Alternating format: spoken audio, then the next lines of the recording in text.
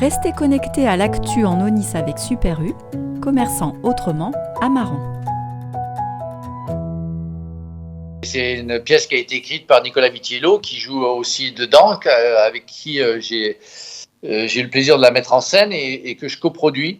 Et en fait, c'est l'histoire d'un ambitieux homme politique en pleine élection présidentielle qui, en fait, va apprendre à ses dépens ce que c'est qu'un peuple. Et comme lui, son ambition, c'est juste d'être président, mais le peuple, il s'en fout un peu, même de sa femme, il s'en moque un peu. Il est à fond dans son créneau et il va se retrouver face à des gens hippies, foncièrement gilets jaunes, qui vont lui mener la vie dure. Donc c'est bien sûr un cliché, c'est bien sûr une exagération de tout, mais il y a une part de vérité, il y a même un message dedans, c'est que personne ne détient la vérité et peut-être qu'il faut s'écouter un peu plus les uns les autres parce que personne n'est dans la vérité à 100%. Donc voilà, donc c'est bien sûr une comédie, donc on en rigole, on fait des clichés, mais que ce soit les hommes politiques ou les gens en général, j'allais jusqu'aux gilets jaunes, bon souvent ils nous font pleurer, ils nous font peur, mais quelquefois ils nous font rire. Et justement, pourquoi vous avez choisi ce thème de la campagne présidentielle? Parce que ça tombe parfaitement bien, parce que ça fait même pas 2 semaines qu'on vient de quitter, d'apprendre notre nouveau et ancien président Emmanuel Macron. Justement, vous êtes inspiré un peu de son mandat pour écrire la pièce?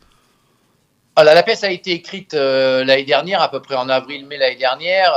Après, il a fallu peaufiner, il a fallu répéter. On a commencé au mois de septembre. Donc, on s'est servi des phrases passées, des moments importants, des émeutes des Gilets jaunes, des revendications des gens, du mécontentement, voilà. Et au fur et à mesure de la tournée, on s'est servi des projections de vote et des pourcentages sur les sondages pour en rigoler et se moquer, que ce soit des LR ou des PS par exemple, mais aussi des phrases de M. Mélenchon ou de Mme Le Pen, enfin on était jusqu'à là, M. Zemmour aussi, et bien sûr notre président. Donc voilà, c'est encore une fois, c'est un panache de tout ce qu'on peut, dont on peut se servir pour pouvoir rigoler. C'est bien sûr, on se sert de tout ça. Il y a une phrase il y a d'autres phrases, mais il y a des gens qui ont dit quand même que le meilleur moyen de régler le chômage, c'est de travailler.